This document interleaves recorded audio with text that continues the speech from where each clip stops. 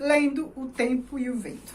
Olá pessoal, tudo bem? Eu sou a Carmen e hoje eu vou começar a nossa sériezinha Lendo o Tempo e o Vento, que a gente pode chamar de leitura compartilhada, leitura coletiva.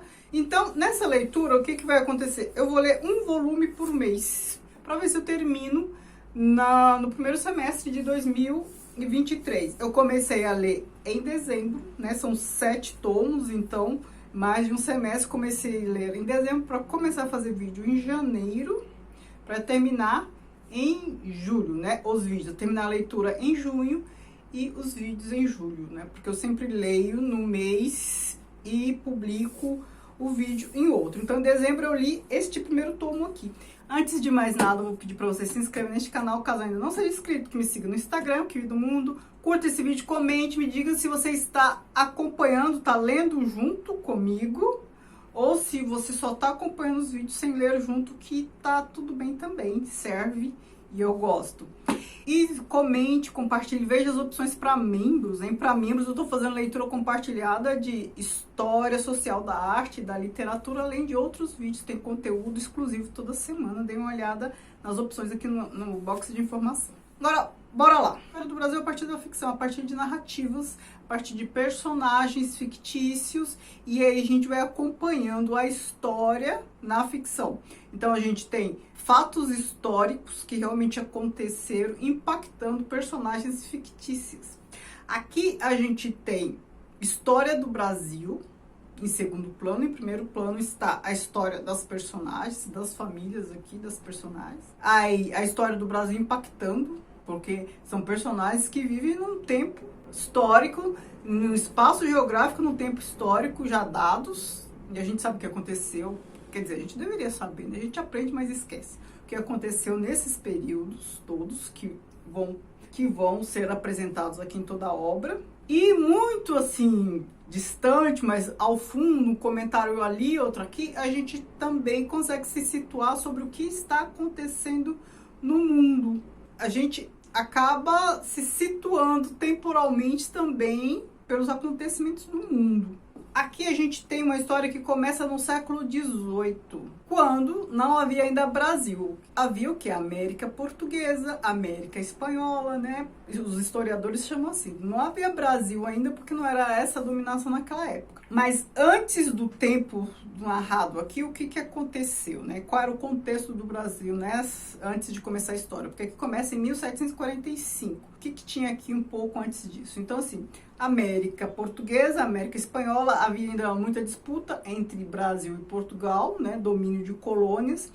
Havia a região de Missões, onde hoje é Rio Grande do Sul, que era uma região de domínio dos espanhóis. E Portugal havia colonizado lá uma parte do que hoje é o Uruguai, uma cidade chamada Colônia do Sacramento. E esta Colônia do Sacramento, ela fica em frente a Buenos Aires, só que na parte do Uruguai fica em frente a Buenos Aires, e as duas cidades são divididas, são separadas pelo Mar del Plata, Rio del Plata. Colônia do Sacramento pertencia a Portugal. Então, quem já foi em Paraty, aqui no Rio de Janeiro, se pisa lá em Colônia do Sacramento, acha que é uma cidade muito parecida. Por quê? Foi colonizada pelos portugueses, então ela lembra muito Paraty. Tem toda aquela arquitetura colonial portuguesa. Com o Tratado de Madrid, um tratado que houve entre Portugal e Espanha, Portugal passou Colônia do Sacramento para os espanhóis e ficou com missões no Rio Grande do Sul. Esses são acordos políticos, né, gente? Agora, se a gente for pensar que as regiões já são povoadas, já tem um povo ali, né, indígenas e tal, português, a coisa não é tão tranquila assim. Então, o que havia aqui em Missões? Região que hoje é do Brasil, mas antes tinha ali espanhóis. Ali tinha muitos indígenas, tinha muitos jesuítas também, muitos portugueses. Tem conflitos, porque aí com esses acordos políticos, aí quem está ali tem que sair do local, tem que se evadir para outro canto e não quer sair. É aquela ideia de desterramento que eu sempre acho muito triste, né? E isso sempre gera conflito. É isso que acontece. Então, aqui no começo do nosso narrado, aqui, o que tem? A gente tem um pouco desse conflito, tem uma figura de um padre, Padre Alonso, lá nas Missões, e ele presencia o nascimento de um filho de um indígena que teve o filho com, acho que um português, né? Então, assim, sabe-se lá como foi, se foi estupro. E sei que nasce a criança mestiça, nasce o Pedro Missioneiro, que é um personagem aqui da história. Então, ele cresce um pouco com este padre, e ele fala um pouco de espanhol, um pouco de português, porque ele nasceu neste contexto aí. Ele tem umas visões, assim, né? Fala que sonhou com isso, com aquilo, umas premonições, alguma coisa assim, que assusta um pouco o padre, né? O padre, no começo, fica meio hesitante. Isso aconteceu nas missões. Em outra região aqui de São Paulo, que ainda não era São Paulo, enfim, em algum lugar aqui entre São Paulo e Rio Grande do Sul, né? Até parece que são cidades vizinhas, mas enfim. Mas em uma região aqui de São Paulo tem a família do Maneco Terra, com certeza descendente de português, né? Que já morava aqui há um tempo. A gente está ali meados do século XVIII. Ele tem 2 filhos, né? Tem esposa, 2 filhos e uma filha, Ana Terra. Então eles vivem praticamente isolados, né? A gente está falando de uma região que hoje a gente chama de Brasil, mas que na época ainda não era Brasil, que era parcamente povoada. Então, assim, havia uma estância aqui, outra muito longe, muitos povoados começaram a ser construídos, começaram a surgir, e a gente tem ali em algum lugar aqui perto de São Paulo, pelo que eu lembro, pelo que eu entendi, né, posso ter entendido errado, estância, chácara, não sei bem o que era exatamente, dessa família Terra. Então eles estavam ali cultivando, criando gado e tal. A gente não pode esquecer que a gente ainda está num período de escravidão, né? Então tem lá o Maneco Terra com a sua família, alguns escravos e tal. E a filha dele é a Ana Terra, que é uma das personagens principais aqui deste primeiro tomo. Num dia lá cuidando dos afazeres, a Ana Terra, ela encontra um mestiço indígena ferido. Ela chama o pai, os irmãos, enfim, eles levam para casa. E quem é essa figura? Aquele indígena mestiço que nasceu lá nas missões e que foi criado com o Padre Alonso, pelo menos durante um período da vida. Ele foi parar ali, ferido. A família, a princípio, não queria ficar com ele e tal, mas aí depois ele se mostrou muito útil e ele foi ficando por ali. E ele e a Ana Terra se envolveram, ela engravidou. Deixa eu só interromper aqui para falar uma coisa. É impossível eu fazer vídeos sobre essa história, né, leitura compartilhada, sem spoiler, né, porque você não faz leitura compartilhada sem spoiler, concorda comigo? Como é que você vai comentar ainda mais uma obra com 7 tomos, como é que você vai comentar um por um sem dar spoiler? Não existe essa possibilidade. E para essa história aqui, spoiler não estraga tanto a experiência de leitura. Só em alguns casos, assim, que eu acho que vai estragar a experiência de leitura, né? Um fato revelado que vai estragar a experiência de leitura, eu omito, tá? Mas não dá para não contar o que acontece. Não tem sentido fazer leitura compartilhada se eu não contar. Então, a Ana engravida, a Ana Terra engravida, a família dela ficou brabíssima com ela, enfim, ela tem um filho, depois eles são atacados, né, porque a gente tá aqui ainda então, a gente tá num período em que havia muitas invasões, muitos conflitos ainda entre espanhóis e portugueses, então, uns atacavam os outros, então, a estância ali da Ana é atacada, enfim. Nesse processo todo de se envolver com Pedro, de sofrer ataques e tal, a Ana ela acaba se tornando uma pessoa muito forte, uma mulher muito forte. Ela enfrenta situações, ela é muito consciente da própria condição, a condição feminina. Quando ela vê nascer uma criança e é menina, ela já logo fala, mais uma pra sofrer, né? Tipo assim, mais uma desgraçada, né? Que mulher só se lasca mesmo. Não que ela fosse revolucionária, que ela tentasse uma vida diferente, não. Mas ela é consciente das mazelas da condição da mulher naquele período. Eu acho que ela não tinha nem condições de vislumbrar uma vida diferente da que ela levava. Não podemos nos esquecer que estamos em meados do século XVIII e não havia muitas referências, não havia nem vizinhança, não havia noção de mundo para ela ter referências e pensar numa vida diferente. Mas com o que ela tinha, ela foi uma mulher assim, fenomenal. Ela arruma para o sul.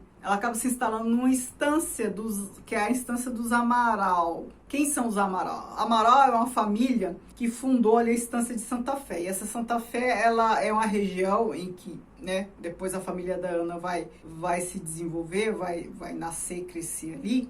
Mas ela começa como uma estância, depois vira um povoado, depois vira uma vila, né? No decorrer aqui da história. E esses Amaral, eles são os coronéis ali da região, são quem manda na cidade, eles estão sempre do lado dos portugueses nesses conflitos todos, então eles, digamos que eles seriam os conservadores da região, porque vão acontecer muitas guerras, muitos conflitos aqui, conflitos separatistas e tal, e os Amarais, eles são sempre os conservadores, eles vão ser sempre os que vão fazer manutenção do status quo, defender o Estado e tal. Assim como a gente vai passar por várias gerações dos Terra, a gente vai passar por várias gerações dos Amaral. E sempre o que vai acontecer? A cada terra ou cambará da vez, vai ter um Amaral ali para confrontá-lo. Os Amarais, os donos ali da cidade, e os terra ou os cambará, família tradicional do local, mas não são os donos do pedaço como são os Amaral. A Ana, como eu falei, ela se envolveu com Pedro, teve um filho que se chamou Pedro Terra. Então, o pai do Pedro missioneiro, né, tem um filho com a Ana, e a Ana deu o nome de Pedro Terra, que para ela a razão de viver da Ana era o filho. Pedro Terra, ele acabou tendo que ir para algumas guerras e tal, para deixar lá fita, então, mas retornava. E o Pedro se casa e tem 2 filhos, o Juvenal e a Bibiana. Enquanto isso, Ana Terra, ela se tornou uma referência local, ela era parteira, resolvia as situações práticas, fazia o que tinha que fazer com consciência da condição da mulher, consciência dos tempos difíceis, consciência da condição civil, dos civis perante a guerra. A gente cria filho para se ferrar lá em nome dos outros, né? Porque os outros ficam disputando por riqueza, por isso e aquilo, e faz morrer o filho da gente. Então, assim, ela tem consciência da sua própria condição. E eu sempre exalto personagens assim, como o Fabiano de Vidas Secas. De novo falo, você não precisa ter alto grau de instrução, você não precisa ter uma capacidade de abstração muito alta, você não precisa dar o nome certinho às coisas, mas você tem que ter a noção do que te maltrata e do que te faz bem, do que te representa e do que não te representa, do que te faz sofrer, do que não te faz sofrer, do que te oprime ou do que te liberta. Então, assim, a Ana Terra é uma pessoa sem instrução nenhuma, acho que nem era alfabetizada, mas ela tinha consciência da sua condição, né, da condição feminina, da sua condição sócio-histórica de maneira mais genérica. Os netos dela, Juvenal e Bibiana, crescem, os pais ainda vivos, surge aqui na cidade um certo Capitão Rodrigo quando os netos já estão adultos. É um cara do mundo, gosta de guerras, né, de batalhas e de mulheres e de bebês, enfim. É fruição total, né, esbórnia total e um estado de ânimo que ou irrita muitos outros ou fascina as pessoas. Então ele é daquele tipo que enche o espaço. Ele tem uma alegria, ele tem um posicionamento muito firme das suas convicções, ele tem uma pulsão de vida. Há pessoas que emanam uma energia pela voz, pela risada, pelo modo de viver, pelo posicionamento, e ele era tudo isso. Então, assim, havia pulsão de vida em todas essas expressões dele. Então, assim, ele tem uma presença cênica muito forte. Então, ele chega em Santa Fé e ele desagrada. Ele desagrada quase todos ali, porque essa energia, essa chama, num vilarejo pacato, que não tem nem bordéis, ele chega procurando mulheres, chega procurando cachaça, quer comer, quer isso, quer aquilo, quer fazer amizade, e as pessoas não querem muito saber dele. E uma das primeiras pessoas que ele encontra é o Juvenal, o filho do Pedro Terra, né, neto da Ana Terra. E ele encontra o Juvenal, que não gosta muito dele, mas também... E ele exerce um fascínio, porque até quem não gosta dele, do Capitão Rodrigo, se sente atraído por ele, não consegue se desvencilhar, porque ele parece ser muito diferente da maioria das pessoas dali, e também porque ele tem essa energia, né, essa vitalidade que fascina, que prende, que atrai qualquer pessoa. A vitalidade atrai. Você pode gostar ou não da pessoa, mas atrai. Atrai o ódio ou atrai o amor, mas atrai.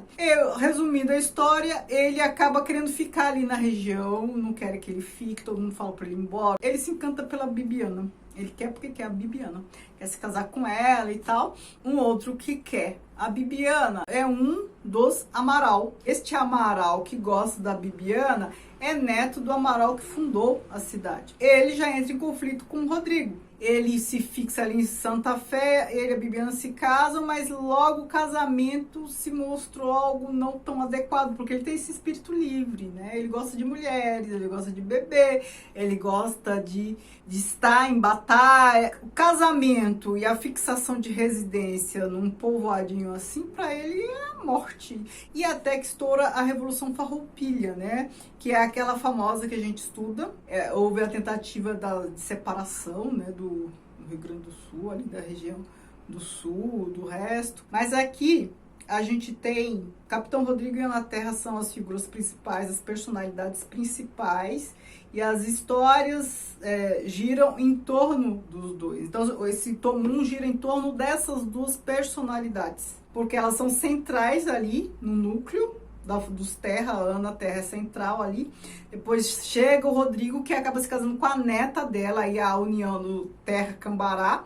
E daqui para diante, o que a gente vai ver é o quê? Terra Cambará em confronto com Amaral, com a família dos Amaral. É interessante que a personalidade dessas duas personagens, da Ana Terra e do Rodrigo, Capitão Rodrigo, parece que vai se replicando na família, né? Então, se a Bibiana parece muito com a avó, o jeito da avó. Depois, quando Bibiana e Rodrigo se juntam, os descendentes deles, né? Alguns apresentam o temperamento da Ana Terra, outros do Capitão Rodrigo. Um temperamento muito característico. Então, a gente entendendo o temperamento da Ana Terra e do Capitão Rodrigo, depois a gente começa a compreender melhor o perfil de cada personagem, os descendentes dele. É uma história, assim, fascinante. A gente vai aprendendo a história do Brasil e vai se empolgando com essas personagens. Eu tô adorando ler. Me digam aí quem já leu, quem tá lendo. Tem muita gente que já leu essa história. E digam o que vocês acharam. Muita gente leu só o volume 1, hein? O Continente, e não terminou de ler o resto. Eu vou ler tudo e aí eu comento. Muito obrigada, beijos e tchau, tchau.